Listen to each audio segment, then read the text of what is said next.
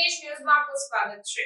નજીવી બાબતે વડોદરાના સુભાનપુરા અતિથિ ગૃહ પાસેના પેટ્રોલ પંપ પર બવાલ સર્જાઈ। આ ઘટનાની મળતી માહિતી અનુસાર પેટ્રોલ ભરાવ્યા બાદ કાર આગળ લેવાનું કહેતા તકરાર થઈ હતી।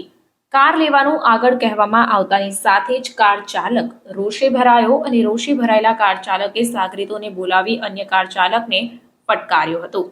ત્યારે આજે સમગ્ર ઘટના છે તેના સીસીટીવી ફૂટેજ પણ સામે આવ્યા। 15 થી 20 લોકોએ ભેગા મળી એક કાર ચાલક પર તૂટી પડ્યા હતા।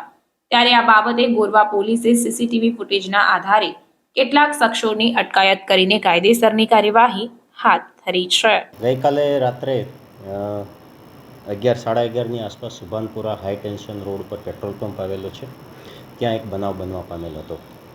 બનાવની વિગતો એવી છે કે ફરિયાદી રાજુભાઈ સંજયભાઈ રાજપૂત એમનું 2 વ્હીલર્સ લઈને ત્યાં ફ્યુઅલ પુરાવા માટે ગયા હશે। તો એ અનુસંધાને એમની પાછળ જે લાઈન હતી તો કોઈ પાછળથી હોર્ન માર્યો હશે, તો એ અનુસંધાને પાછળના જે ભાઈ હતા એમને આ ફરિયાદીને ટોકેલા કે ભાઈ આપનો વારો આવી ગયો છે, તેમ છતાંય કેમ ઊભા છો, આપ ફ્યુઅલ ભરાવી લો તો બાકીના બીજા બધાનો। એમને આ અનુસંધાને ત્યાં થોડી બોલાચાલી થઈ અને થોડી રકઝક થઈ। તો જે આરોપી છે એ એકદમ ઉશ્કેરાઈ ગયેલા અને ફરિયાદી ઉપર એસોલ્ટ કરેલો હતો। મીનવાઇલ એમને નજીકમાં જ રહેતા એમના જે 2-3 મિત્રો છે એમને ફોન કરીને બોલાવેલા અને એ મિત્રોએ આવીને બીજા 10-1 જણાને કે 12 જણાને ફોન કરીને બોલાવેલા હતા અને 12 થી 15 જણા માણસોએ આ જે ફરિયાદી છે એમના ઉપર ત્યાં પેટ્રોલ પંપ ઉપર એસોલ્ટ કરેલો હતો। ગોરવા પોલીસ સ્ટેશનને સંદેશો મળતા તાત્કાલિક પોલીસની ટીમ ત્યાં પહોંચી ગઈ અને સીસીટીવી ફૂટેજના આધારે તમામ આરોપીઓને આઈડેન્ટિફાઈડ કરી લેવામાં આવ્યા છે।